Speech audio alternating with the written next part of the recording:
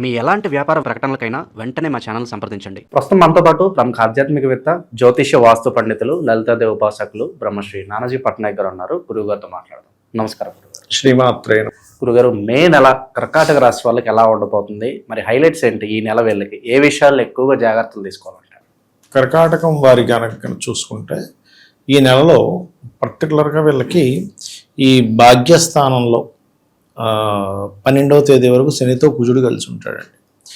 ఈ ఎప్పుడైతే 12వ తేదీ అయిపోతుందో అక్కడి నుంచి కొంతవరకు ఈ మూలధనం అంటే దాచుకున్న ధనం విషయంలో, ఫాదర్ విషయంలో కొంత రిలీఫ్ వస్తుంది. అయితే ఇక్కడ మనకి రవి బుధులు 14వ తేదీ నుంచి వృషభంలో ఉండే శుక్రుడు మిథునంలోకి 14వ తేదీ గురువును కలుస్తూ, అదేవిధంగా ధనస్థానంలో కేతువు, ఈ రకంగా సప్తమంలో రాహు, మన 8వ స్థానంలో రాహు ఉన్నాడు.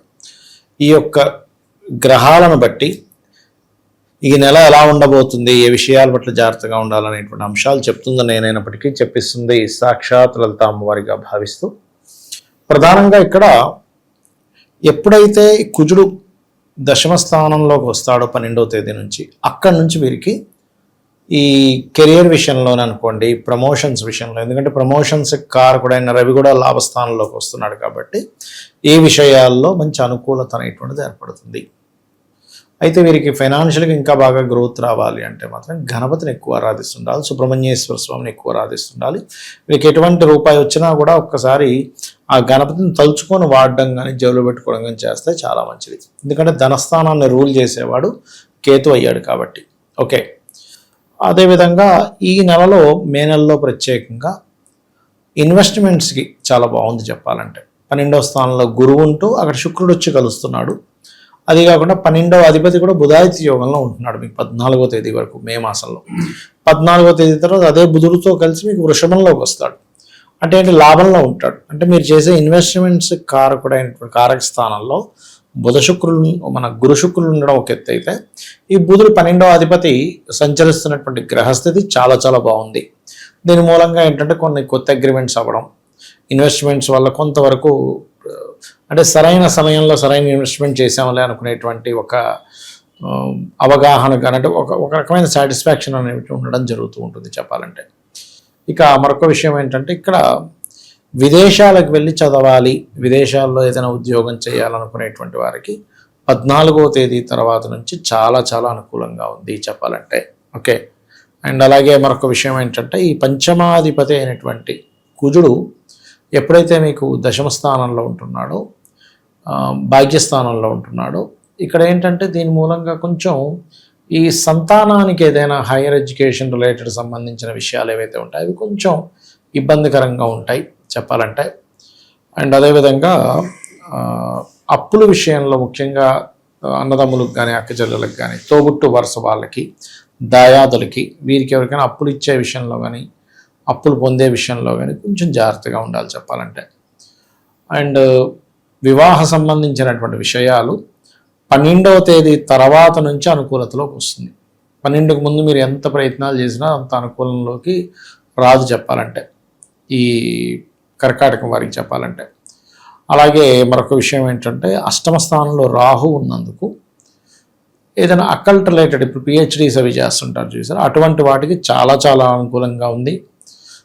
ఉద్యోగ సంబంధించిన విషయంలో ఉన్న ప్రదేశంలో కాకుండా ఇతర ప్రదేశాలకు మారడం మూలంగా వీళ్ళకి లైఫ్ అనేటువంటిది, అంటే ఉద్యోగంలో బాగుంటుంది. ఉన్న ప్లేస్లోనే, ఉన్న ఊర్లోనే అక్కడే ఏదో చేసుకుందాం అనుకుంటూ ఉంటే వీరికి అంత గ్రోత్ అనేటువంటిది ఉండదు. కాకపోతే ఎప్పుడైతే 12వ తేదీ నుంచి ఉద్యోగ స్థానంలో కుజుడు వచ్చాడో, ఈ కుజుడు ఏం చేస్తాడంటే కొంత ఉద్యోగ అవకాశాలు వస్తూ, ఉద్యోగంలో కొంత లీడర్షిప్, ఇప్పుడు చూడండి కొంతమంది టీమ్ లీడర్స్ చేస్తూ ఉంటారు, అటువంటి వాటికి అనుకూలంగా ఇస్తూ ఉన్నాడు. ప్రమోషన్స్ కూడా అనుకూలంగా ఉంది. మరియు దీంతోపాటు మెడికల్ రంగాల్లో ఉండేటువంటి వారికి ప్రత్యేకంగా, అంటే మెడికల్ రంగాల్లో, ఏ రంగంలో ఉన్నా, మెడికల్లో లేదా మెడికల్ బిజినెస్లో ఉన్నా కూడా ఈ యొక్క నెల రాణిస్తుంది చెప్పాలంటే, బాగా రాణిస్తుంది. అయితే వీళ్ళు మాత్రం ఎక్కువగా ఎప్పుడైనా సరే, ఇప్పుడు 2లో కేతు ఉన్నందుకు గణపతిని చేసుకుంటూ సుబ్రహ్మణ్యేశ్వర స్వామి ఆరాధన చేయడం మంచిది. సంతానం కోసం చేసే ప్రయత్నాల విషయంలో 12 తర్వాతే ప్రయత్నం చేసుకోవడం మంచిది, 12వ తేదీ తర్వాత, మే. అదేవిధంగా ప్రేమ వ్యవహారాల విషయంలోని, ప్రేమించి వివాహం చేసుకుందాం అనుకునే విషయంలో పెద్దల యొక్క అంగీకారం అనేటువంటి మొదటి 2 వారాలు పెద్దగా ఉండదు. 12 తర్వాతే కొంచెం వాళ్ళకి ఏదైనా సరే మూమెంట్ అనేటువంటిది ఉంటుంది అనేటువంటిది చాలా స్పష్టంగా చూపిస్తుంది. విద్యార్థుల పరిస్థితి ఏంటంటారు గురుగారు? విద్యార్థులకు గనక చూసుకున్నట్లయితే ఈ యొక్క నెలలో 3-4 వారాలు చాలా అనుకూలంగా ఉంటుందండి. అంటే అందులో పర్టికులర్గా వీళ్ళు ఎక్కడికైనా బయట దేశాలకు వెళ్ళి చదువుకోవాలి. ఇప్పుడు రకరకాల దేశాలు ఉన్నాయి కదా, యూకే ఉంది, అమెరికా ఉంది.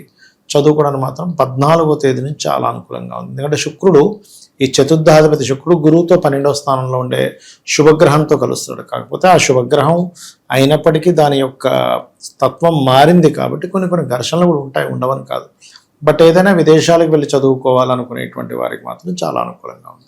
రియల్ ఎస్టేట్, స్టాక్ మార్కెట్లో ఇన్వెస్ట్ చేయడం ఎంతవరకు కరెక్ట్ ఉంటారు ఈ టైంలో? ఒకటేనండి, స్టాక్ మార్కెట్లో ఇన్వెస్ట్మెంట్స్ అనేటువంటి వాటికి వాళ్ళ పర్సనల్ చార్ట్లో 2-5-8-11 కాంబినేషన్ అంటారు. అంటే 2వ అధిపతి, 5వ అధిపతి, 8వ అధిపతి, 11వ అధిపతి బాగుండాలి.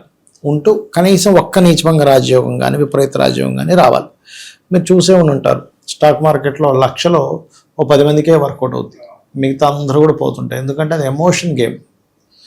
ఇంకోటి నేను అన్నట్టుగా ఈ యోగాలు ఉండాలి. యోగాలు ఉన్న వాళ్ళకి ఆటోమేటిక్గా కలిసి రావడం నేను చూసేవాళ్ళు ర్యాండమ్గా ఏదో చేస్తే డబ్బులు వస్తాయి అలా. ఇక భూమి మీద అంటే ఒకటండి, కర్కాటకం వారికి పర్టికులర్గా భూయోగ సంబంధించిన దాంతోనే వీళ్ళ మొత్తం జీవితం ఆధారపడి ఉంటుంది. అంటే వీళ్ళు చిన్నప్పుడు కనుక మంచిగా చదివేసుకున్నారు, టైంకి ఉద్యోగం వచ్చేసింది, టైంకి చిన్న ఏజ్లో ఇల్లు కట్టేసుకున్నట్టు వాడి జాతకం ఇంకా సూపర్, ఏం చూడక్కర్లేదు, జాతకం అద్భుతంగా ఉంటుంది అని అర్థం చేసుకోవడమే అంతే. అలా వీళ్ళు ఎప్పుడైనా సరే శుక్రగ్రహాన్ని చూసుకోవాలి కర్కాటకం వారు. శుక్రుడు కనుక బాగున్నాడు అంటే హ్యాపీగా వీళ్ళు ఇంకేం టెన్షన్ పడక్కర్లేదు. శుక్రుడు పాడయ్యాడు, శుక్రరాశులు పాడయ్యాయి అంటే తులారాశి, వృషభ రాశి 2 పాడయ్యాయి, అప్పుడు మాత్రం వీళ్ళు ఖచ్చితంగా కొంచెం భూములు తీసుకునేటప్పుడు ఈ మదర్తో ఉండే రిలేషన్ కానివ్వండి, కొంచెం వీళ్ళు చెయ్యని పని కొంత డిస్టర్బ్ అవ్వడం. ఎందుకంటే ఎమోషన్ గ్రహాలు రాశి కదా, ఇలాంటివి కొంచెం పడుతూ ఉంటాయి వీరికి. శత్రుభయం ఏమన్నా ఉంటుందో వీళ్ళకి ఏదన్నా ప్రస్తుతానికి? ఎవరితో ఎక్కువ నష్టం కలుగుతుంది వీళ్ళకి? ఎవరికి చాలా దూరంగా ఉండాలంటారు ప్రస్తుతం? శత్రు భయము అంటేనండి, ఒకటి ఈ యొక్క జాతకులకి 6th లార్డ్ అంటే 6వ స్థానాన్ని మనం శత్రుస్థానంగా తీసుకుంటాం. కొంచెం ఉంటుందండి, ఎందుకంటే ఎంతైనా కూడా సాటర్న్ పూర్తిగా ఆక్యుపై చేశాడు గురువు యొక్క రాశుల్ని. ఆక్యుపై చేసినందుకు ఏంటంటే శత్రుభయం ఉంటుంది. అది కొంచెం కనబడని శత్రువులు అంటుంటారు చూసారా, మన చుట్టూ ఫ్రెండ్స్ లాగా ఉండి ఇబ్బంది పెట్టే శత్రువులు ఉంటుంటారు, అది కొద్దిగా చూసుకోవాలి. చివరిగా ఎలాంటి పరిహారాలు విశేషంగా వీళ్ళకి కలిసి వస్తాయి అంటారు? వీళ్ళు ఎక్కువగా సుబ్రహ్మణ్య స్వామి ఆరాధన, ఇందాక నేను చెప్పినట్టు గణపతి చేసుకుంటూ, ఇప్పుడు కొంచెం శనితో కలిసి ఉన్న కుజుడు కాబట్టి ఆలయాలలో, క్షేత్రాల్లో ఎక్కడైనా చండీ జరుగుతూ ఉంటే కనుక ఆ చండీ అటెండ్ అయితే కనుక వీళ్ళకి చాలా మంచి ఫలితాలు ఉంటాయి. ఓకే, ఓవరాల్గా ఈ రాశి వాళ్ళకి ఎలా ఉండబోతుందో మంచి విశ్లేషణ అందించారు. ధన్యవాదాలు. శ్రీమాత్రే నమః.